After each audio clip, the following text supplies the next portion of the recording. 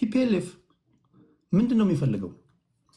አንዳንድ ከቲፒኤልኤፍ በተቃራኒ ያሉ ኃይሎች ቲፒኤልኤፍ የሚፈልገው በአጭሩ ወደዚህ ወደዛ ማለት አያስፈልግም፣ 4 ኪሎ መግባት ይፈልጋል ይላሉ። ይህንን ደብረጽዮን ገብረ ሚካኤል ተናግሮታል። ጌታቸው ረዳ በትግራይ ፖለቲካ ታሪክ የተሻለ የሚባል መንገድ አሳይቶ እያለ የጌታቸውን ስራ አንዱ አደረጉ። በተለይ የተቃዋሚ ፓርቲዎች ገብተው ስልጣን እንዲይዙ ሀሳብ ነፃነት እንዲሸራሸር ሙከራ አድርጎ ነበር የሚሉ ወገኖች አሉ። የትግራይን ህዝብ እንደ ሆስቴጅ ይዞ አሁንም የህልውና አደጋ አለብህ በሚል ወደ 4 ኪሎ ለማምጣት የሚያደርጉትን ጥርጊያ እያመቻቹ ነው እንጂ የትግራይ ህዝብ ቲፒኤልኤፍ እንደሚለው በዛ ነባሪያ ሁኔታ ውስጥ አይደለም። ችግር ውስጥም ከሆነ ቲፒኤልኤፎች ራሳቸው የፈጠሩት ናቸው የሚሉ ወገኖች አሉ። ከኤርትራ ጋር ለምሳሌ የተጣመረበት ጉዳይ የኤርትራ መንግስት ከኢትዮጵያ መንግስት ጋር የተጣላበት ዋነኛ ምክንያት የፕሪቶሪያ ስምምነት ነው። ፕሪቶሪያ ላይ እኛ ሳንወከል ለምን ተፈራረማችሁ የሚል ቅሬታ እንዳላቸው ይታወቃል። የሻዕቢያ ደጋፊዎች የፕሪቶሪያ ስምምነት የሰሜኑን ጦርነት ነው ያስቆመው። የሰሜኑን ጦርነት በመቆሙ የተቆጣው የሻዕቢያ መንግስት ነው። ቲፒኤልኤፍ ሲሆን ይህንን ማስቀጠል ሲገባው ይሄ በመሆኑ ከተቆጣው ኃይል ጋር ጥምረት ፈጥሯል። በሰሜኑም ጦርነት እንደነበረው እንደምታስታውሱት ወደ 4 ኪሎ እየመጣን ነው፣ ሌሎቻችሁ ነፍሳችሁን አድኑ፣ ወዴትም ማምለጫ የላችሁም የሚሉ ንግሮችን ከደብረ ጽዮን የሰማንበት ሁኔታ አለ። በአንተ እይታ የቲፒኤልኤፍ አጠቃላይ ምንድን ነው ፍላጎቱ? ሁለተኛ ለጽምዶ ደጋፊዎች ካላችሁ እንድትነኩልኝ የምፈልገው ለጀዋር ነው። ይህንንም የጽምዶ ጉዳይ በፌዴራል መንግስቱም በተቃዋሚዎቹም ሶሻል ሚዲያ ላይ በስፋት የሚነገር ጉዳይ ነው። ጽምዶንስ እንዴት ነው የምታዩት? የአንዳቸው የመታገያ አጀንዳ ከአንዳቸው ጋር የሰማይና የምድር ልዩነት አለ። ቲፒኤልኤፍ የፋኖ ኃይሎችን ወራሪ ነው የሚላቸው። ወራሪዎች የያዙብንን ኃይል ለማስለቀቅ እየመጣን ነው ይላሉ። ገብረ እግዚአብሔር የስፖክስ ፐርሰን ናቸው። ይህንን ቃል በቃል ተናግረዋል። በፋኖና በቲፒኤልኤፎች የመታገያ አጀንዳ መካከል ልዩነት አለ። ማርቲን ፕሎት በቅርቡ እንደነገረን እነዚህ 4 ኃይሎች ሱዳን ላይ ተገናኝተው እንደመከሩ ነግሮናል። የጽምዶስ ጉዳይ የገባችሁ ነገር አለ? ይሄ ሊሆን የሚችል ነገር ነው? የፌዴራል መንግስቱ ያነሳዋል፣ እነሱ ያነሱታል። በኦሮሚያ ክልል ላይ ፈጠን እያልኩኝ ነው፣ ለሰዓታችሁ የቸኩልኩኝ ነው ጥያቄ የማቀርበው። በኦሮሚያ ክልል ላይ በተደጋጋሚ የሚነሱ ጥያቄዎች አሉ። ለምሳሌ ኦነግ ሲመሰረት እንደ መታገያ አጀንዳ አድርጎ የተነሳባቸው 3 ጉዳዮች ናቸው እኔ እስከሚገባኝ። በዚህ ጉዳይ ላይ ከራጁ ጋር እንስማማለን፣ አንከራከርም። ራስን በራስ የማስተዳደር ጉዳይ አለ፣ የቋንቋ ጉዳይ አለ፣ የአዲስ አበባ ጉዳይ አለ። አሁን ባለው መንግስት እነዚህ ጥያቄዎች ከሞላ ጎደል ተመልሰዋል። አሁን ኦነግ የሚታገልበት አጀንዳ ምንድን ነው የሚሉ ወገኖች አሉ። ለዚህ ምን ትላላችሁ? ሰፋ ለህዝብ ስላለ ላልሰማችሁ ለሰማችሁም ድጋሚ ነው ይህን ለራጁ ማነሳለት። በቋንቋ ጉዳይ ላይ ቀደም ሲል እንኳን በወጣው እንትን ላይ ሰምታችሁ ከሆነ በኦሮምኛ ቋንቋ የመንጃ ፈቃድ እንዲሰጥ የስራ ቋንቋ እንዲሆን 5 የፌዴራል ቋንቋዎች እንዲሆኑ ተመርጦ ወደ ተግበራ ለመግባት በሂደት ላይ ነው ያለውና ምን ኦሮሚያ ክልል ላይ ምን የሚያስነሳ ጥያቄ አለ? ከሞላ ጎደል እየተመለሰን የሚሉ ወገኖች አሉ። ይህን ምን ትላላችሁ? በፋኖ ጉዳይ ላይ የክላሪቲ ጉዳይ አለ። ብዙ አይነት ሀሳቦች ናቸው የሚንሸራሸሩት እና የትኛውን ይዘህ የትኛውን መጣል እንዳለብህ አታውቅም። ሁለተኛ የመታገያ ቋንቋ አማርኛ በመሆኑ ሁሉም ኢንፍልትሬት አድርጎ ለመግባት ኢዚ ነው አማራ ፖለቲካ ውስጥና ትንግርቱ የአማራን ትግል እንዴት ነው የምታየው? ይህን ካልኩኝ በኋላ ጀዋር ጠቅላላ አድርገህ እነዚህ ያነሷቸውን ትሄድባታለህ። እናንተ ስማችሁን የጠራው ጥያቄ የወረወርኩላችሁ እናንተ የሚመቻችሁ ምላሽ ትሰጣላችሁ። አብይ አህመድ ወደ ስልጣን ከመጣ በኋላ ቀጥታ ወደ ጦርነት ነው የገባው። አብይ ላይዋጋ ወይም ደግሞ ብልጽግና ላይዋጋ የሚችልበት መንገድ ነበር። አንዳንዶች ጠቅላይ ሚኒስትር ወደ ስልጣን ሲመጡ ይሄ ጦርነት ሊመጣ እንደሚችል አስቀድመው የገመቱ አሉ።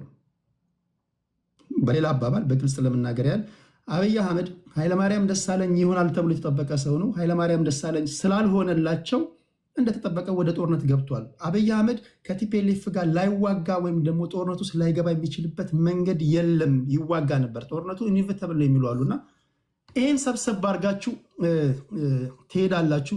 አይ ቲንክ ጥያቄ ገብቷችኋል። ከሰዓት ጋር እየተሽቀዳደምኩ ስለሆነ ይህን ጥያቄ ያነሳሁት። ጀዋር ነው ሰፊውን ደቂቃ ወስደ ባነሳውላቸው ጉዳዮች ላይ አንተ ትሄዳለህ። ከዛ ምንድነው የምናደርገው? እንዳልኩት ለገዢው ፓርቲ ሰዎች እድል ሰጣችኋለሁ፣ ትገባላችሁ፣ ጥያቄ ትጠይቃላችሁ። ፕሊስ ከገባችሁ በኋላ አይደለም ጥያቄ የምትጽፉት፣ ከመግባታችሁ በፊት ጥያቄያችሁን ጽፋችሁ ፈጠን እያላችሁ ለጀዋር ከሆነ ለጀዋር እዚህ ላይ ላሉት ጥያቄ ታቀርቡና እነሱ ይመልሳሉ። መጨረሻ ላይ የምክክር ኮሚሽን እያዘጋጀ ያለውን የምክክር ሂደት እንዴት ትገመግሙታላችሁ የሚለውን ጉዳይ ከነሱ ሀሳብ እንሰማና የምናጠቃልል ይሆናል ማለት ነው። ጀዋር ያነሷቸውን ጥያቄዎች እስኪ ሂድባቸው በሰፊው። እሺ እያልኩ የነበረው ምንድን ነው የትግራይ ጉዳይ ስንጀምር አማራም ኦሮሚያም ያለው ነገር ልጅ ሆኜ እኔ የፍየል እረኛ ነበርኩና ፍየል ስታስራት በገመድ አትቀመጥም፣ ትዞራለች እንጨቱን። ውስብስብ ይሆንና ከዛ ጫፉ ይጠፋብሃል፣ ልትፈታው የማትችልበት ደረጃው ሲገባልና የኢትዮጵያ ችግር አሁን የትግራይም ከዚህ ጋር የተያያዘው ህወሓት ከ91 ጀምሮ ስልጣን ላይ የነበረ ኃይል ነው። በትግል ስልጣን እንዲለቅ ተደረገ። ለፈርስት ስቴፕ would have been reintegration ከነበረው የበላይነት ግን ዝቅ ብሎ የሚሄድበትን ሁኔታ መፍጠር ያስፈልግ ነበረ። ይሄ ምን ያስፈልጋል? ድርድር ያስፈልግ ነበረ። አንድ ስልጣን በበላይነት የያዘ ኃይል ኢንሴኪዩሪቲ ይሰማዋል። ኢንሴኪዩሪቲ ማለት እንደ ግለሰብም በስልጣን ላይ በነበሩበት ወቅት ለተደረገ ስህተቶች፣ ለተደረጉ ጥፋቶች በቀል ሊመጣብኝ ይችላል ወይ የሚል ፍራቻ፣ ሌጂቲሜት የሆነ ፍራቻ አላቸው። እንደ ፖለቲካል ኮሚኒቲ፣ እንደ ፖለቲካ ማህበረሰብ ደግሞ ከጎና ጎን ያሉ ቁርሾች ስላሉ ልገለል ልጠቃ እችላለሁ ወይ የሚል ወደ ኤክስቴንሽን ኢንሴኪዩሪቲ፣ ኮሌክቲቭ ኤክስቴንሽን ኢንሴኪዩሪቲ የሚያደርስ ስሜቶች ገና ከመጀመሪያው የተጀመሩ ነበር። ስለዚህ ጋላችሁ ያኔ እኔም አሉላ የምንከራከር ነበር። የነበረን ግን የጋራ አቋም ምን ነበር? የትግራይ ልሂቃን ወደ መቀሌ መውጣታቸው ወይም ደግሞ መገፋታቸውም ሆነ መርጠው ቢወጡ መነሻው እዛ ጋር ነው። ማዕከሉን ከስልጣን መልቀቅ አንድ ነገር ሆኖ ግን ተገፍተው ወደ ሆም ሪጅን ሲገቡ ሴግሪጌሽን ተፈጠረ፣ ጋፕ ተፈጠረ፣ ንፋስ ገባው ማለት ነው። ቅድም እንዳልከው የኢትዮጵያ ችግር መነሻና መጨረሻ አብይ አይደለም። ግን የሀገሪቷን በትረ ስልጣን ቁንጮ እንደመሆኑ የሽግግሩን የመምራት ኃላፊነት የያዘው እሱ እንደመሆኑ አብዛኛውን ድርሻ በእሱና በቲፒኤልኤፍ መካከል 100 ሜትር ርቀት ካለ 70 ሜትር መሄድ የነበረበት እሱ ነበር፣ ወደ ሪኢንትግሬት ለማድረግ ሪአሹራንስ ለመስጠት። ከዛ ይልቅ ነገሮችን የሚያባብስ ከኤርትራ ጋር የነበረው ጉዳይ የመጣው በሚዲያ በሀገራዊ ሚዲያ የመጣው ትርክት ወንጀል ሰርተው ህዝቡ መደበቂያ ለሚያደርጉትም የህዝባቸው እጣ ፈንታ ለሚያሰጋቸው አንድ ላይ ሆነው ወደ ጦርነት እንድንገባ አደረገ። ፕሪቶሪያ ወቅት ደግሞ ከፕሪቶሪያ በፊት ለምሳሌ አንዱ ትልቁ ችግር መፍታት ሊፈታበት የሚችለው የኢህአዴግ መድረክ ነበር። የኢህአዴግ መድረክ ዲሞክራሲያዊም ባይሆን ዲሞክራሲያዊ በሆነ መልኩ የኤሊት ባርጌን የሊቃን ባርጌን የሚደረግበት የስልጣንና የሀብት ክፍያ ድርድሮችና ክፍያዎች የሚደረጉበት ኤሊት ማኔጅመንት ፖለቲካል ማኔጅመንት የሚደረግበት መድረክ ነበር። ያ የፈረሰበት ሂደት አንደኛ ማፍረሱ አስፈላጊ አልነበረም፣ ሪፎርም ነበር መደረግ የነበረበት።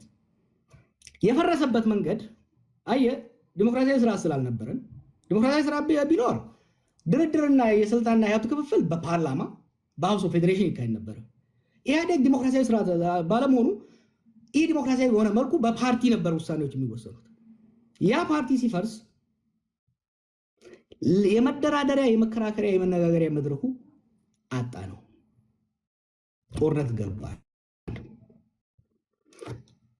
በጦርነት 2 ዓመት ከተጨፋጨፈን በኋላ እድል አገኘንና ፕሪቶሪያ ላይ ተኩስ ማቆም ቻለ። የፕሪቶሪያ ስምምነት ግን ወደ ጦርነት ያስገቡንን ምክንያቶች የፈታ አልነበረም። ወደ ጦርነት የገባ ነው በወልቃይትና ጠገዴ በዌስተርን ትግራይ ጉዳይ አይደለም። ፈንዳመንታሊ በፖለቲካ ስልጣን አንድ፣ ሁለተኛ የትግራይ እንዲሁም ህወሓት በመጪዋ ኢትዮጵያ ውስጥ ምን አይነት ቦታ ይኑራት የሚለው ጥያቄ ነው ወደ ግጭት የፈጠረ። ወደ ግጭት ያስገባን በአብይና እሱ ስልጣን የያዘው ኃይል ወደ መቀሌ ሄደው ህወሓት እንደ መሪነት ግን ከኋላቸው ያለው ኮንስቲትዩንሲም የወደፊት ግንኙነቱ የስልጣንና የሀብት ክፍል የሴኩሪቲ ጉዳይ እንዴት ይሁን የሚለው ነው ወደ ጦርነት ያስገባል። ከጦርነት ፕሪቶሪያ ላይ ግን አደራዳሪዎቻችንም ወይ አልገባቸውም ወይ ሸረኞች ነበሩ። ነገሮችን ከስር መሰረቱ የመፍታት ፍላጎት አላሳዩም።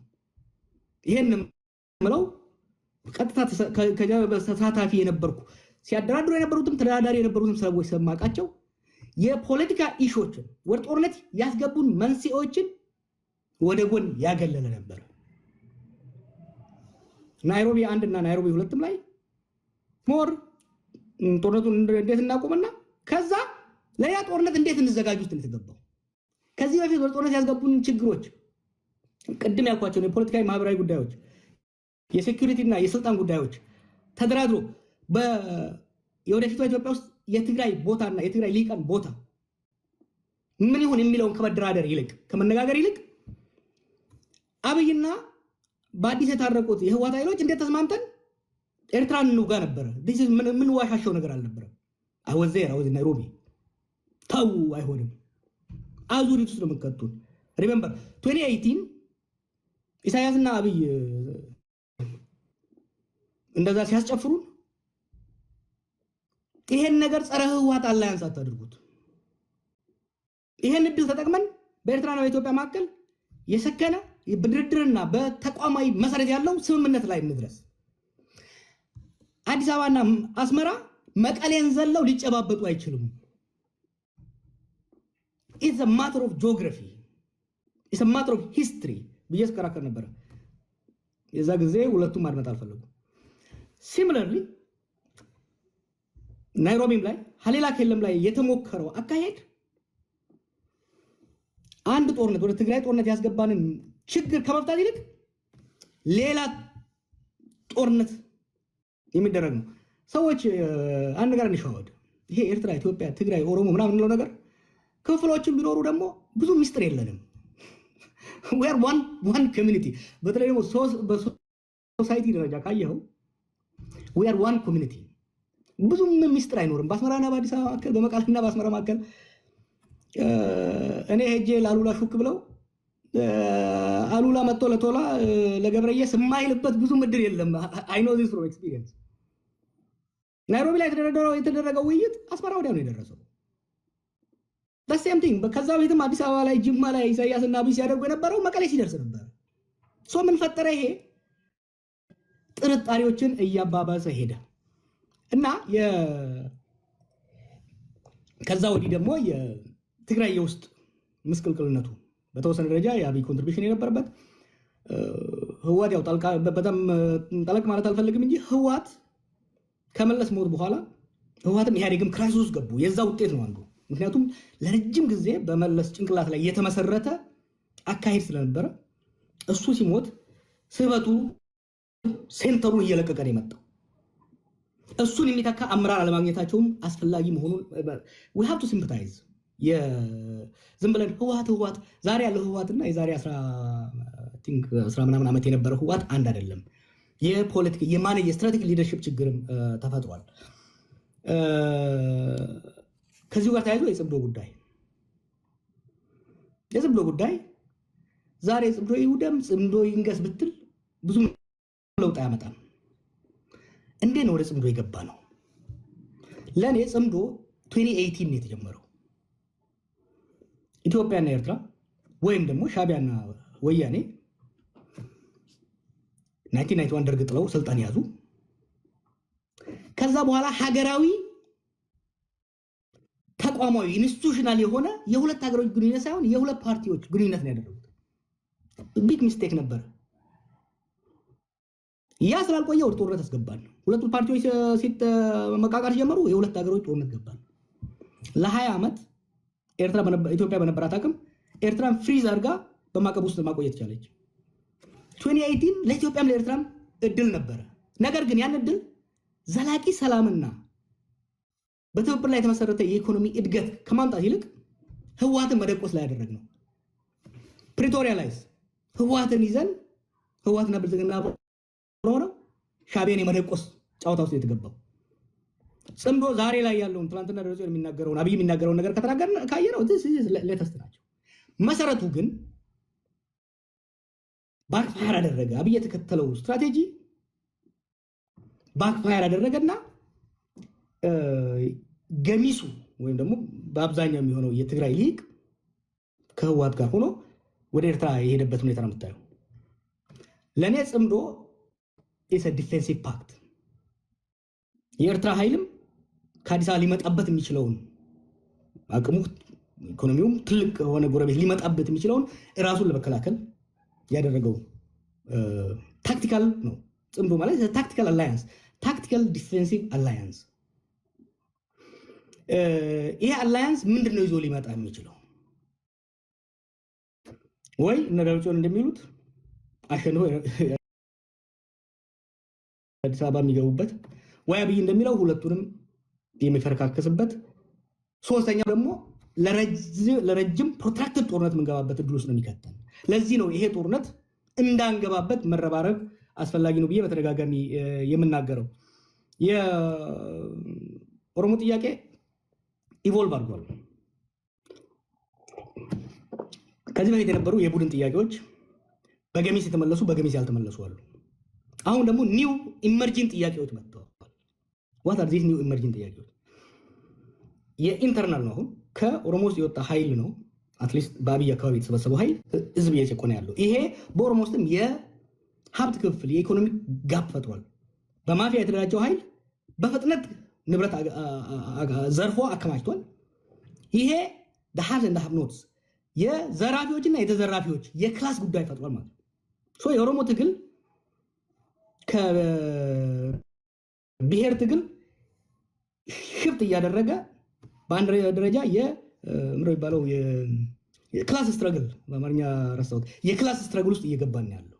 ሁለተኛ የኢንዲቪጁዋል ሊብሬቲ የመደብ ትግል ውስጥ እየገባን ያለ ነው።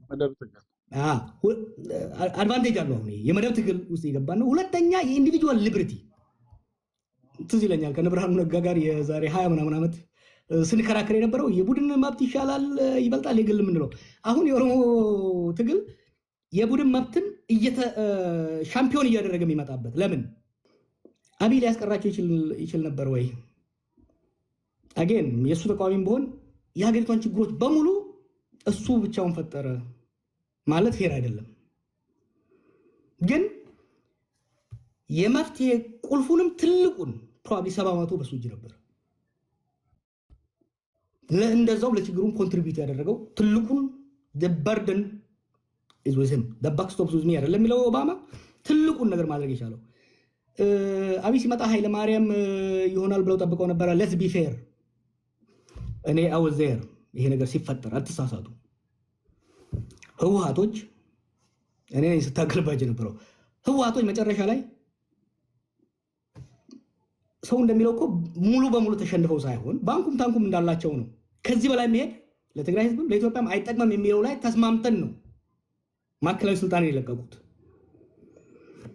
አብይም ብቻ ሳይሆን ከኦሮሞ ሊመጣ የሚችልን ኃይል የመረጧቸው ሰዎች ነበሩ እኮ ኃይለማርያም እንዲሆኑላቸው። እነሱ ሪጀክት ስናደርግ ኢት ዋዝ ክሊር የሚመጣው ሰው ኃይለማርያም ሊሆን እንደማይችል አምነው ነው። ፕሮባብሊ ከጌታቸው አሰፋ ፋክሽን ውጭ ያለው እነ ሳሞራ እነ ስዩም እነ አባይ ተቀብለውት ነው ስልጣን የለቀቁት። ኃይለማርያም ይሆናል የሚል እንደዛ እናስቀጥላለን የሚለው ተስፋ በ2017 መጨረሻ አካባቢ ላይ የህወሓት የ45 ቀን ስብሰባ በኋላ ይሄ ግምገማ አልነበረም። እንዲሆንም አልተፈለገም። ከኦሮሞም ከአማራም ከደቡብም እሱ ፓፔት እንዲሆን ይፈልግ አልነበረም። ከትግራይም ይልቅ ይፈልገ አልነበረም። ወደ ጦርነት ያስገባው አብይን ፓፔት የማድረግ ጉዳይ ሳይሆን የኢንሴኪዩሪቲ ጉዳይ ሪአሹራንስ ያስፈልገው ነበረ። በስልጣን ላይ ለረጅም ጊዜ የነበረ ኃይል ስልጣን ሲለቅ በግለሰብ በቀል እንዳይመጣበት፣ እንደ ማህበረሰብም ችግር እንዳይመጣበት ሴንተሩን ከተቆጣጠረው ኃይል ሪአሹራንስ ያስፈልገው ነበረ። አንድ ይሄን ማድረስ አልቻለም። ይሄን ብቻ ሳይሆን በኦሮሚያ ውስጥም ያለውን በአማራ ውስጥም ያለውን ሁኔታ ማኔጅ ማድረግ የሚያስችል ሁኔታ አልተፈጠረም። አንድ ብቻ መሐመድ ያለው ላይ ኮሜንት ላደርግ። መስማት የምፈልገው ነገር ስላለ ሽፈራው ቢሆን እንዲህ ሊሆን ይችል ነበር። እጩ ነበሩ። ደብረጽዮን አለ፣ ደመቀ አለ፣ ሽፈራው ሽጉጤ ያለ አብይ ናቸው የነበሩት መጨረሻው ላይ። ሌትሰይ ሽፈራው ሽጉጤ ቢሆን በአብይ አህመድ ቦታ አሁን የሆነው ነገር ይሆናል ብለህ ታስባለህ? ሊሆን የሚችልበት እድል አልነበረም። ሪያሊስቲክ ሆነን እንነጋገር። የዛን ጊዜ የፖለቲካ ፕሬሸሩን በግንባር ቀደም እየመራ ያለው የኦሮሞ ኃይል ነበር። ከኦሮሞ ጀልባ ደግሞ የነበረው የአማራ ኃይል ነበር። የኛ ታክቲካል ቾይስ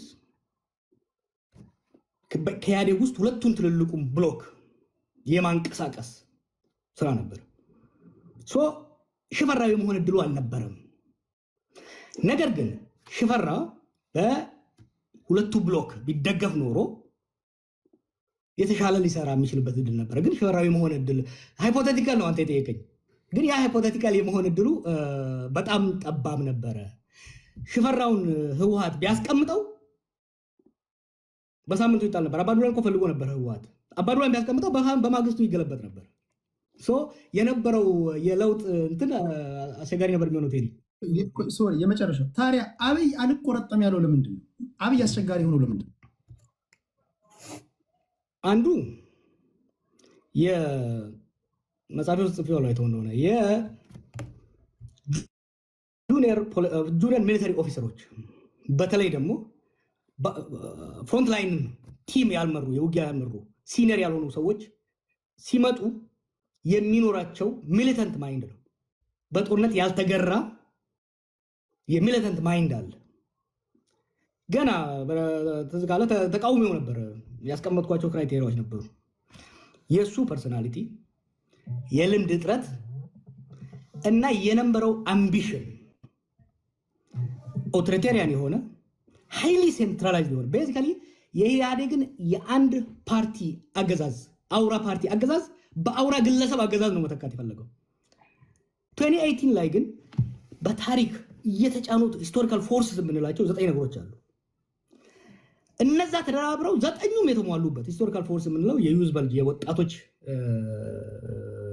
በቁጥር መብዛት፣ የብሔረተኝነት መጋነል፣ የኢኮኖሚ ችግሮች፣ እንደዚህ የዓለም አቀፍ ሁኔታዎች አንድ ላይ ተደምረው የስቴቱ ካፓሲቲ የተመናመነበት ጊዜ ስለነበረና የህዝብ አቅም ደግሞ የተጠናከረበት ወቅት ስለሆነ አይደለም የግለሰብ አምባገነን የአንድን ፓርቲ የበላይነት ወደ አንድ ግለሰብ የመቀየር ይቅርና ያንን የአንድ ፓርቲ የበላይነት የኢህአዴግን የበላይነት እንኳን ኢንታክት አድርገህ ለማስቀጠል በጣም ከባድ ነበር። ያን ስትሞግረው ሁለት ኃይሎች ተጋጩ ማለት ነው። የአብይ አምቢሽን የፖለቲካ ኃይሎቹ አምቢሽን ሲጋጭ ወደ ዲሞክራሲ መሻገርን ማቃተን፣ ጠንካራ አምባገነን ስርዓትን መገንባት አቃተንና አኖክራሲ የምንለው ዲሞክራሲያዊም ያልሆነ አምባገነናዊም ያልሆነ ዲሞክራሲያዊ ሆኖ የህዝብ ቅቡልነት የሌለው አምባገነናዊ ሆኖ የስቴት የበላይነት ያለው ኃይል መፍጠር አቃተንና የፓወር ሴንተሮች አሁን ቅድም መሐመድ አንስቶታል።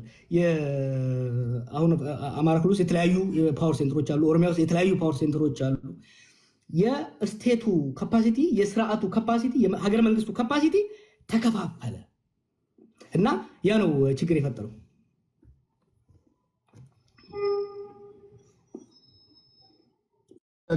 ጨርሳል ጀዋር?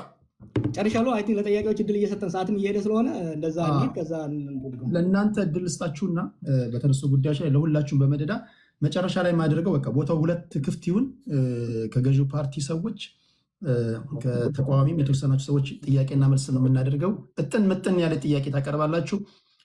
ለሌላ ጊዜ ቀጠሮ ይዘን እንሰናበታለን። ወደ አሉላ ልምጣ። አሉላ እሺ።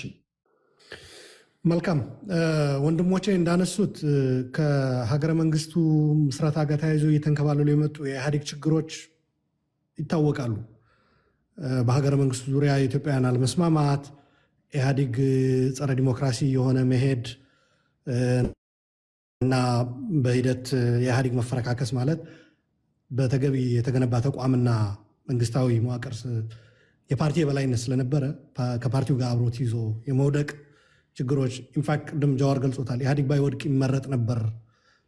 ምክንያቱ አገሪቱ የራሷ የገነባቻቸው መንግስታዊ ተቋማት የምንወያይባቸው የሀብትም ክፍፍል ሌላም ጉዳይ የስልጣንም የምንም ባልነበሩበት ሁኔታ ኢህአዴግ ሲወድቅ ይዞት ነው እንትን ያለው። ያ ልክ ነው። በነገራችን ላይ አንዱ ብዙ ሰው ኢህአዴግ ናፍቆት ብሎ አሁን የሚገልጸው አይደለም። ኢህአዴጎች ወይም ህወሓቶች እንደዛ ያስባሉ። ያስባሉ። በነገራችን ላይ ትግራይ ላይ ሆነው አብሮ ባለመገንባታቸው አብሮ ይዘውት የሄዱ የደህንነትም የምንም ተቋም ካለ እና አሁን የፈጠረው ቫኪዩም አገሪቷ ምስቅልቅል ውስጥ ስትገባ የተቋም ግንባታ ድክመታቸውን ነው የሚያሳየው እንጂ እነሱ አገር ጠባቂ ኖረው የሆነ እነሱ ዞር ሲሉ አገሩ ያለ ጠባቂ ቀረ ነው። በዛ እንዳይወሰድ ለእኛም ለትግራይም ጣጣ እያመጣብን ያለ ያ ነገር ነው። በነገራችን ላይ አሁን ህወሓት እዚህ ትግራዮች እየጠላችሁኝ ሌላው እኮ በናፍቆት ሊንገበገብ ነው ምናምን የሚል ነገር ይሄ ማሻገር እንፈልጋለሁ። በነገራችን ላይ የትግራይን ጉዳይ ሳነሳ የተቀረው ኢትዮጵያዊ እንዲረዳው የምንፈልገው ነገሮች አሉ። አብይ በትግራይ ላይ የተከተለው አካሄድ እጅግ አውዳሚ፣ በተለይ የኤርትራ መንግስት የጋበዘበት ሁኔታ ጽምዶ አሁን እኔ የምቃወምበት አንዱ ምክንያት ካሁን በፊት የነበሩ ጽምዶዎች አደገኛ ስለነበሩ ነው። አዲስ አይደለም። ትግራይን ለመውጋት የተካሄደ ጽምዶ ልክ ካልነበረ አሁን ሌላውን ለማንበርከክ የፈለገ ኢቭን ብልጽግናም ኢቭን አብይም ቢሆን ልክ ነው ብዬ አላምንም። ብዙ ኃይሎች የሚሳተፉበት በተለይ ደግሞ እያወራን ያለነው ውሃ መረጫጨት አይደለም፣ ውጊያ ነው። ጽምዶዎች እኮ በውሃ ሊረጫጩ አይደለም የተሰባሰቡት፣ ሊዋጉ ነው። አንዳንድ ሰዎች ውጊያ ሊያስቀር ነው ጽምዶ ይላሉ። ማለት እንዴት እንደሚያስቡት ግራ ይገባኛል። እንዴት ነው ስላቸው አብይ እኮ ኤርትራና ትግራይ ሊያዋጋ ፈልጎ ነበር። ጽምዶ በመምጣቱ ኤርትራና ትግራይ በዓለም መዋጋት ቀረ። በአማራና ትግራይ እንዲዋጉ ይፈልግ ነበር። ኖ ጄኔራሎቹ አንዋጋም ስላሉ የስ ቀረ። ነገር ግን ሻዕቢያ ወስዶ ጽምዶ ውስጥ ሲያስገባቸው ወደሱ ይመጣ የነበረ ጦርነት እንዲያስቀሩለት ሌላ ጦርነት እንዲጀምሩ ነው እየፈለጋቸው ያለው። ይህ ማለት ኢትዮጵያን እንዲዋጉ ማለት ነው እርስ በራሳቸው። ካሁን በፊቱ የትግራይም ብዙ ሰው በተሳሳተ መልኩ ይረዳዋል። የኢትዮጵያ ሀብት የኢትዮጵያ ሰው የኢትዮጵያ ዜጋ ያለቀበት ነው። እዛ ሄዶ የተዋጉ ኢትዮጵያውያንም አልቀዋል። ከዛ በኋላ ደግሞ የቲዲኤፍ ወደ አማራና ወደ አፋር በገባበት ጊዜ እዛ ላይ ብዙ ውድመት ተፈጽሟል። የኢትዮጵያ ሀብት ነው እዛ ላይ የሚወደመው። ሻዕቢያን የሚያዩበት መነጽር ብዙ ሰዎች የተሳሳተ ነው የምለው ለዚህ ነው። እኛ እርስ በራሳችን እየወደምን እንደሆነ ነው የሚያውቀው። ወደሱ የሚመጣ ጦርነት እያስቀረለት እንደሆነ ነው የሚያውቀው እንጂ ከኢትዮጵያውያን ጋር እኛ ኢትዮጵያውያን ሰላም ሆነን አጠቃላይ ሌላውም ሰላም ሆኖ ኤርትራም ሰላም ሆኖ የሚደረግ ጽምዶ አይደለም ልፈልግ ነው። ኖ እሳቱን እዛ ሙቁት ራሳችሁ። እንዲያውም አንዳንዶቹ የትግርኛ ነገርም ስላለ ነው በድፍረት ኢትዮጵያውያንን ኮርስ የትግራይም ላይ ያፋጀናቸው፣ አሁንም ሌላ አሳይመንት ሰጥተናቸዋል። እዛ ይፋጃሉ፣ ኢትዮጵያ ትበታተናለች። ከዛ የኛ ትልቁ ስጋት ይቀረፍልናል። ኤርትራ የመገንባት ማለት ነው፣ የኤርትራ ሀገርነትን የማስቀጠል ግንባታ የሚለውም የሚባለው ነገር እንኳ አስቂኝ ስለሆነ እንቶ እየተገነባ ነው የሀገሩ ካላችሁ አይደለም። የሀገረ መንግስት ግንባታ አላካሄዱም። ኤርትራ አልተቋጭም። እና ለማንኛውም ግን ማሻገር የምፈልገው ከትግራይ በኩል አብይ እነዚህን ኃይሎች ይዞ ወደ ትግራይ ሲዘምት የኢትዮጵያውያኖች እልቂት መሆኑ እንዳለ ሆኖ የትግራይ ህዝብ ደግሞ ጀነሳይድ ነበር የተደገሰበት። ኢወዝ ጀነሳይዳል ዎር። ከበባ ነበረው፣ መዝጋት ነበረው፣ ማስራብ ነበረው። የትግራይን ህገ መንግስቱ ሪኮግናይዝ ያደረጋቸው ግዛቶች ቆራርጦ መውሰድ ነበረ።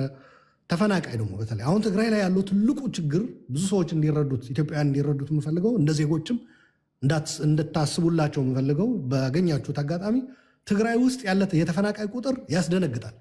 ትግራይ ራሱ ክልሉ የተፈናቃይ ክልል ሆኗል። ተፈናቃይ የሌለበት ከተማ የለም። ትልልቅ ከተሞች፣ ትምህርት ቤቶች የተፈናቃይ መሰብሰቢያ ሆነው ትምህርት መጀመርም አልተቻለም።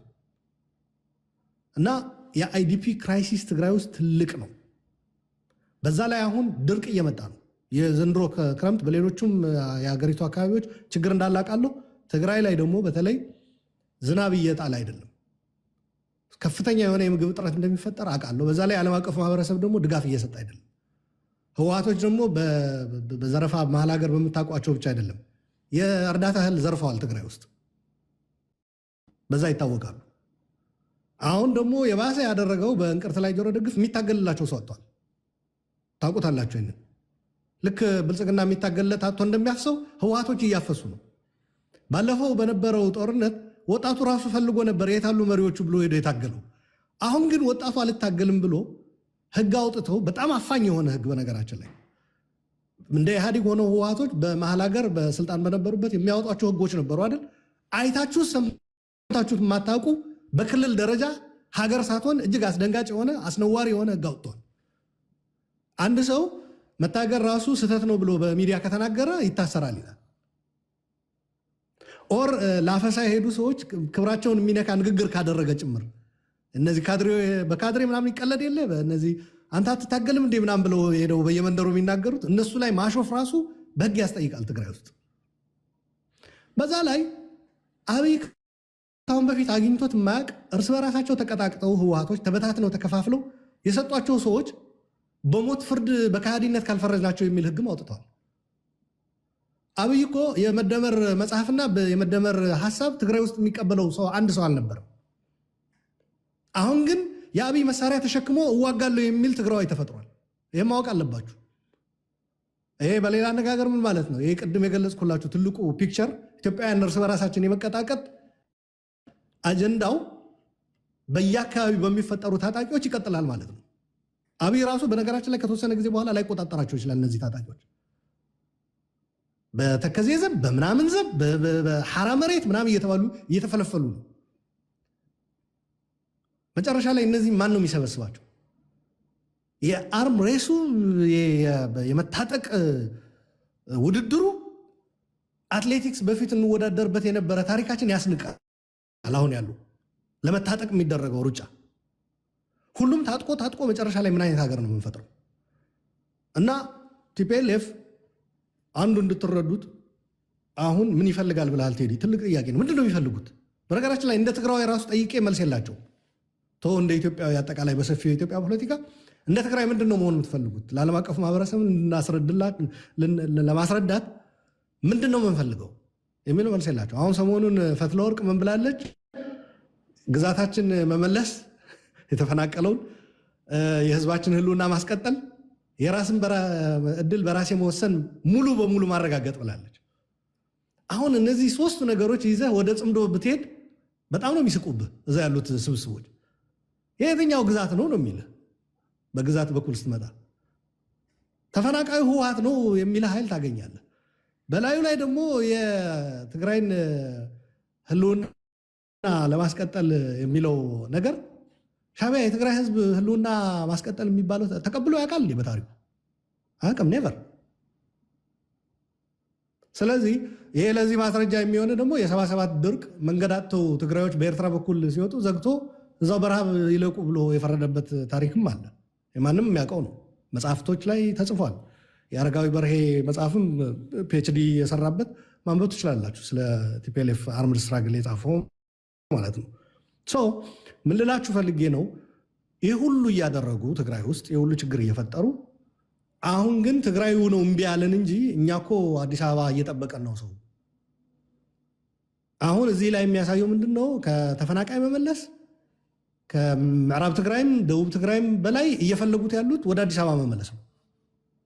እኔ እንደ ግሌ ከጠየቀኝ ሄል ኖ ነው የምለው። በማን ህይወት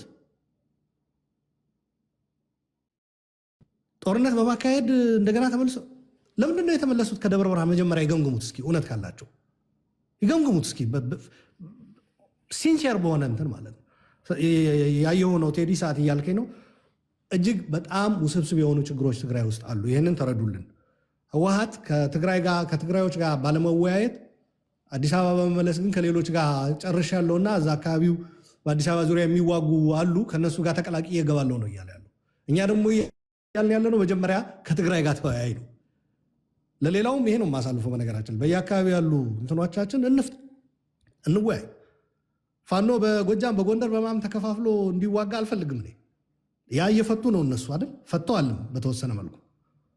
ስለዚህ ልክ እንደዛ ትግራይ ውስጥም ያሉ ችግሮች በጋራ የትግራይ አቀፍ የሆነ ውይይት ተካሂዶ ተፈቶ ከዛ በጋራ ወደ ኢትዮጵያ በምንወያይበት ነገሮች ሰላም በሚመጣበት ቅድም አሸናፊ ሲገልጽ ነበረ።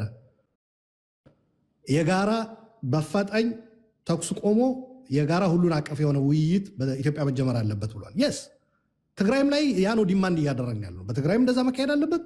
በጋራ በኢትዮጵያ ደረጃ በሚካሄደውም መሳተፍ አለብን ነው። አመሰግናለሁ። ቴንክ ዩ አሉላ። ቀጥታ ወደ ትንግርቱ ነው ሄደው። እሺ፣ በጣም አመሰግናለሁ ቴዲ። ሁለት ጥያቄ ነው አክቹዋሊ ጠየቅኝ። ሌሎቹም አክቹዋሊ የተነሱ ሀሳቦች ላይ በተወሰነ መንገድ ሪፍሌክት ባረግ ጥሩ ይሆናል ብዬ አስባለሁኝ። የጽምዶን በተመለከተ አይ ቲንክ የተለያየ እይታ እንዳለ እዚህ ቤት እመለከታለሁ። ወይ አማራን በተመለከተ እኛ ጦርነት ውስጥ ነው ያለ ነው። ህዝባችን ጦርነት ውስጥ ነው ያለው። ስትራቴጂክ ቾይዛችን ህዝባችንን ከህልውና ጥቃት ለመታደግ የምናደርጋቸውን ትብብሮች የምንመርጠው ነው የምንወስነው እኛ ነን። ጦርነት ውስጥ ባንሆን ኖሮ ከማን ጋር መተባበር እንዳለብንና እንደሌለብን ከሌሎች የውጭ ኃይሎች ጋር ወይ ከሀገር ውስጥ ካሉ ኃይሎች ጋር መተባበር አለብን የለብንም የሚለውን የሚወስነው ነባራዊ ሁኔታው ፖለቲካዊ ሁኔታው ነው። ጦርነት ውስጥ ያለ ህዝብ ግን ስትራቴጂክ ቾይዙን የሚያደርገው ራሱ ነው። ስለዚህ ጦርነት ያወጀብን አካል ከማን ጋር መተባበር አለባችሁ ከማን ጋር መተባበር የለባችሁም የሚለውን አይወስንልንም ማለት ነው እንደ አማራ። ስለዚህ በዚህ አንጻር ጦርነቱን ያወጀብንን አካል እስክናስቆመው ጦርነቱንና የህልውናውን ትግል እስክናሸንፍ ድረስ ህዝባችንን ከጥቃት ስቴት ቫዮለንስ መከላከል እስክንችል ድረስ ማድረግ ያለብንን ትብብሮች ሁሉ ከኢትዮጵያ ኃይሎች ጋር እያደረግን ያለ ነው። የምናደርጋቸውም የአማራን ህዝብ ጥቅምና የጥቅም መስመሮች ባስከበረ መንገድ ነው። ለምሳሌ በትግራይ ኃይሎችና በአማራ ህዝብ መካከል ቅራኔዎች አሉ የሚል አገዛዙ በተደጋጋሚ የሚያነሳቸው ትርክቶች አሉ። የአማራ ህዝብና የትግራይ ህዝብ ለዘላለም ደም ሲፋሰስ እንዲኖር አገዛዙ ካርድ አድርጎ ሊጠቀምባቸው የሚፈልጋቸው ፋክተሮች አሉ። ለምሳሌ ወልቃይት ፋክተር፣ ራያ ፋክተር እና ሌሎች ጉዳዮች ነው። ይሄንን ፋክተር ካገዛዙ ይሄንን ካርድ ካገዛዙ እጅ መንጠቅ ነው የኛ ፖለቲካዊ ግብ። የአማራ ህዝብና የትግራይ ህዝብ ችግሮቹን የሚፈታበትን ዘለቄታዊ መንገድ ማመቻቸት ነው። ምክንያቱም ኢትዮጵያ ውስጥ ፋንክሽኒንግ የሆነ ፖለቲካ ኖሮ የትግራይና የአማራ ህዝብ በጋራ ችግሮቹን የሚፈታበት ፖለቲካዊ አውድ አልተፈጠረም። ፕሪቶሪያ የሰረንደር ፓክት ነው አብይ አህመድ ዲፋይን ሲያደርገው የነበረው። ኢሚዲየትሊ የቀረበው ቾይዝ በዛ ሂደት ውስጥ ፕሪቶሪያ ላይ ለነበረው ኃይል ምንድን ነው? ኤርትራን እንውጋ የሚል ምርጫ ነው። አማራን እንውጋ የሚል ምርጫ ነው። ታንዛኒያ ኦላ ለሰላም ድርድር በሄደበት የቀረበለት ምርጫ ሌሎች ኃይሎችን በጋራ በትብብር እንውጋ ነው። ዘላቂ የሆነ የሰላም እቅድ አይደለም የሚያቀርበው ይሄ አገዛዝ። የሚያቀርበው ጥምረቶችን ነው የሚያቀርበው። ይሄ አገዛዝ ተጣምረን ሌሎች ኃይሎችን እንውጋ ብሎ ኦፈር አቅርቦ የእሱ ኦፈር ሪጀክት ተደርጎ የተሻለ ፕሮፖዛል ያቀረቡ ኃይሎች ናቸው ጽምዶን የፈጠሩት። ካገዛዙ ይልቅ ሌሎቹ ኃይሎች ሪላያብል መሆን ችለዋል ማለት እኮ ነው። የኤርትራን መንግስት እንውጋ የሚል አማራጭ፣ አማራን እንውጋ የሚል አማራጭ ቀርበዋል ለብዙ ኃይሎች። ይሄ አገዛዝ ቢችል ኖሮ በቀጠናው ላይ ያሉ ኃይሎችን ሱዳንን ጨምሮ አስተባብሮ ህዝባችንን ማድቀቅ ይፈልጋል። በተደጋጋሚ የሱዳን ፕሬዝዳንትን ጨምሮ አልቡርሃን አልፋሽጋን ውሰዱና በዚህ በኩል አማራን ኮንቴን አድርጉልን፣ በተመሳሳይ ትግራይንም በተመለከተ በተመሳሳይ እንደዚሁ በርካታ ኃይሎችን እያደራጀ ፕሮክሲ ላይ ለምሳሌ አሁን ሀራ መሬት ላይ ፕሮክሲን አስቀድሞ ማደራጀት የጀመረው ይሄ አገዛዝ ነው። ለሰላም ያለው ፍኖት ምንድን ነው? ለምሳሌ ናሽናል ዲያሎግ ያደርጋል። ዋይ ናሽናል ዲያሎግ ዋይል ዘ ካንትሪ ኢዝ አት ዋር? ሰላሙን ማሸነፍ እንዳልፈለገ ግልጽ ነው ማለት ነው። ኮሚትድ አይደለም፣ ፖለቲካል ዊል የለውም ሰላምን ለማጽናት ኢትዮጵያ ውስጥ። የሚፈልገው ሌሎች ህዝቦች ጦርነት ውስጥ እያሉ እሱ የሚፈልገውን ፖለቲካል ኮንሲደሬሽን እና ሌጂቲሜሲ ወይንም ደግሞ አዲስ ፖለቲካል ሪአሬንጅመንት ማዋለድ ነው። ዋይል ፒፕል አር አት ዋር፣ ሌላው ህዝብ ጦርነት ውስጥ ነው፣ ሌላው ልሂቅ በስደት ነው፣ ሌላው ህዝብ እስር ቤት ውስጥ ነው፣ ሌላው ጦርነት ውስጥ ነው። ግን እሱ ደግሞ ናሽናል ዲያሎግ እያረኩ ነው ይላል። ሰላም የሚፈልግ ኃይል አንተ ከኔ ጋር ብትጣላ ሰላም ከፈለግ ከኔ ጋር አይደለም የምትነጋገረው፣ ጦርነት ከታጠቀ ኃይል ጋር ነው የምትናገረው የሀገሪቱን ሰላም ለማስፈን። ግን ዲያሎጉን ከስርዓቱ የመጣ የፖለቲካ ቀውስ አድርጎ ሳይሆን መፍታት የፈለገው ወደኋላ ሄዶ ታሪክንና ወደፊት ፖለቲካ የኢትዮጵያን ቀጣይ ፖለቲካል ፕሮጀክት ሊወስን የሚችልለትን ሂደት በራሱ ሂደት ጀመረው ዊዛውት ኢንቮልቪንግ ኢትዮጵያ ውስጥ አሉ የሚባሉ አክተሮችን ትቶ። ኮሚትመንት የለውም ማለት ነው። ሰላም አይደለም የሚፈልገው ማለት ነው። ጽምዶንም በተመለከተ በጣም አምፕሊፋይ የሚያደርግበት ምክንያት በነገራችን ላይ ጽምዶ ኩድ ቢ ፐርሰፕሽን ፐርሲቭድ ትሬት ሊሆን ይችላል፣ አክቹዋሊ ኤግዚስት ላይ ያደርግ ይችላል። አሁንም የምንሰማው በአገዛዙ በኩል ነው፣ በተደጋጋሚ አምፕሊፋይ ሲደረግ የምንሰማው ማለት ነው። ግን ይሄ አገዛዝ በኢትዮጵያ ህዝቦች ህልውና ላይ አደጋ ከደቀነ በኋላ ዊ አር ፋይቲንግ ለምሳሌ ከዚህ አገዛዝ የስቴት ቫዮለንስን ለመቀልበስ ከሆነ የአማራ አርሶ አደር እየታገለ ያለው የትግራይ ህዝብ ከአገዛዙ የተቃጣበትን ጥፋት እኮ ነው ለመከላከል ደፋ ቀና እያለ ያለው። በዚህ ሂደት ውስጥ አገዛዙ ኖርማላይዜሽን እና ፖለቲካውን ሳያክም ጦርነት ባወጀበት ሂደት ውስጥ ህዝብን አስገብቶ ተባበራችሁ እያለ እንዴት ትብብርን ሊያወግዝ ይሞክራል? ኢትስ ጀስት አ ዋር ኦፍ ሰርቫይቫል። እንዴት ይዳን ማህበረሰባችን? ለምሳሌ ትግራይ ላይ ባንኪንግ እና የባንክ አክሰስ እንዳይኖር አደረገ። በምን መንገድ ይገበያ የትግራይ ህዝብ? በምን ገንዘብ? ልክ እንደና አልቡርሃን ሌሎች አካባቢ ዳርፉር ላይ ምናምን የባንክ ሲስተም እንዳይኖር አደረገው፣ ካሽ ፍሎ እንዳይኖር አደረጉ፣ ሰው እንዳይገበያ ያደረጉ፣ ጦርነትን በብዙ ፎርም ጦርነትን በተለያየ መንገድ ኖት አክቹዋል ቫዮለንሱ ብቻ አይደለም፣ በተለያየ መንገድ በሚዲያ ጦርነት ያካሂዳሉ፣ በባንክ ጦርነት ያካሂዳሉ፣ በሕክምና ጦርነት ያደርጋሉ፣ ማህበራዊ አገልግሎትን በመከልከል ጦርነት ያደርጋሉ። ይሄንን ሁሉ ጦርነት በህዝቦች ላይ ተቃጣ ጦርነት በዋናነት የሚመራው አካል እነዚህ ህዝቦች ራሳቸውን ለመከላከል የሚችሉበትን እድል ነፍጎ በምርጫ እንዳንከላከለው ጦርነት ውስጥ ያለን ምርጫ ያካሂዳል። በናሽናል ዳያሎግ ውስጥ ተወክለን ህዝባችንና የህዝባችንን ጥያቄ እንዳንመልስ ጦርነትን ለማስቆም ፈቃደኛ ሆኖ አንደኛውም አጀንዳ ጦርነትን የማስቆም አጀንዳ አይደለም። ከ8ቱ አጀንዳ ውስጥ የኢትዮጵያ ፕራዮሪቲ would have been ፒስ ነው ቀድሞ። ግን ናሽናል ዳያሎጉ የሚያወራው ስለሌላ ነገር ነው። ኢቨን ቀደም አሁን ጀዋር ምን አለ? የኦሮሞ ህዝብ ጥያቄ ኢቮልቭ አድርጓል አለ። የአማራ ህዝብም ጥያቄ ኢቮልቭ አድርጓል። it is not አሁን ህገ መንግስቱንም አይደለም እኛ እያወራን ያለ ነው። it's about survival። ጦርነት ነው ያለው። በሁሉም አካባቢ ላይ ያለው ጦርነት ነው። ከ10 ሚሊዮን በላይ ህዝብ ትምህርት አይማርም፣ ወጥቶ መግባት አይቻልም። የአዲስ አበባ መምጣት ምን ያህል ከባድ እንደሆነ ታውቃላችሁ። አሊ ዶሮን እንዴት እየተጠቀመበት እንዳለ ማለቴ ነው። በእነዚህ ሁሉ ሂደቶች ውስጥ አንድ ህዝብ ስትራቴጂክ ቾይስ ሊያደርግ ይችላል። በነገራችን ላይ ጸምዶ ያገዛዙ ፖለቲካል ፌር እና ፓራሊሲስ የፈጠረው ስትራቴጂክ በተለይ ጂኦፖለቲካል ክራይሲስ ነው። የኢትዮጵያ የፖለቲካ ቀውስ የወለደው ጂኦፖለቲካል ክራይሲስ ነው። ብልጽግና ያልተገነዘበው ነገር ኢትዮጵያ ውስጥ ያሉ ህዝቦችን ኮንቴን አድርጎ አስርቦ በጦርነት ፈጃለሁ ብሎ ነበር የሚያስበው የነበረው። በዛ ሂደት ውስጥ የራሱን የፖለቲካ ቅቡልነት አገኛለሁ ብሎ ያስብ ነበር። አንፎርቹኔትሊ ምን መጣበት? ጂኦፖለቲካል ክራይሲስ መጣ። ከዚህ በፊት እሱ እንደሚለው በተለይ ከሶቪየት ኮላፕስ በኋላ በዓለም አቀፍ ደረጃ ፕሮክሲን የሚደግፉ አካላት የሉም። ስለዚህ የታጠቁ ኃይሎችን የሚደግፍ ፖለቲካል ኢንቫይሮንመንት በሌለበት ሁኔታ ውስጥ የኃይል የበላይነት የሚኖረኝ እኔ ብቻ ነኝ ብሎ ያስብ ነበር። ፍሊፕ አደረገ እሱ። ከዚህ አንጻር እሺ ቴዲ አመሰግናለሁ። በዚህ ላይ ልጨርስ። ምናልባት ያነሳልኝ ግን ሁለት ክሪቲካል ነገሮች ነበሩ። ፋኖን በተመለከተና ክላሪቲ የለም። ሌላኛው ለኢንፊልትሬሽን ተጋላጭ ነው የአማራ ትግል የሚል ነው። በአማርኛ ቋንቋ መሆኑ ትግሉ ማንም ኢንፊልትሬት እንዲያደርገው ሆኗል የሚል ነገር አንስታል። አይ ቲንክ የትኛውም ትግል ለዛ ተጋላጭ ነው፣ ሰሰፕተብል ነው፣ ኢንፊልትሬት ይደረጋል።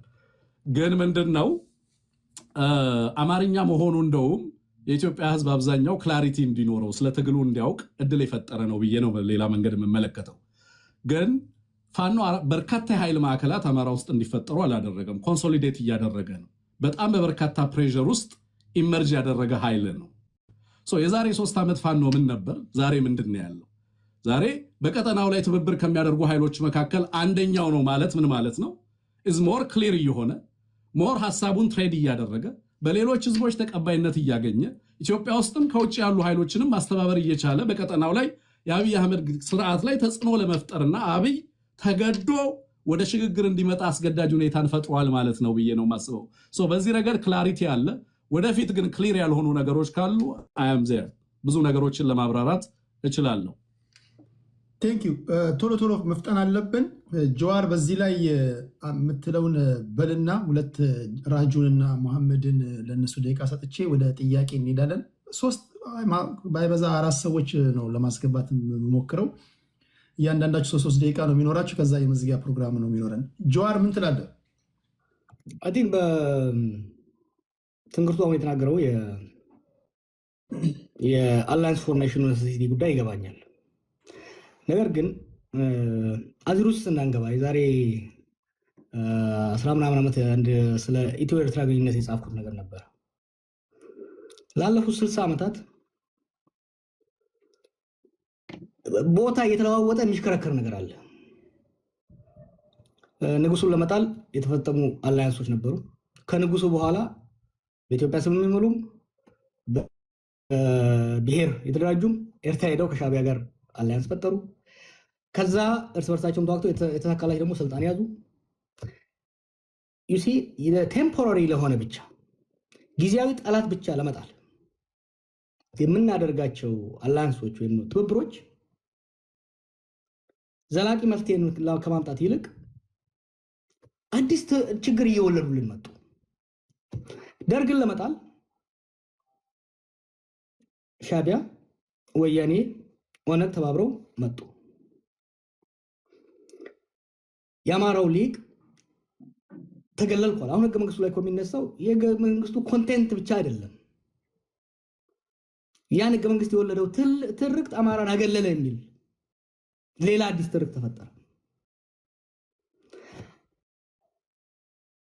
2018 እስከ 2020 በነበረው ጊዜ ደግሞ ትግራይን ያገለለ አላያንስ ፈጠርን፣ ጦርነት ገባን።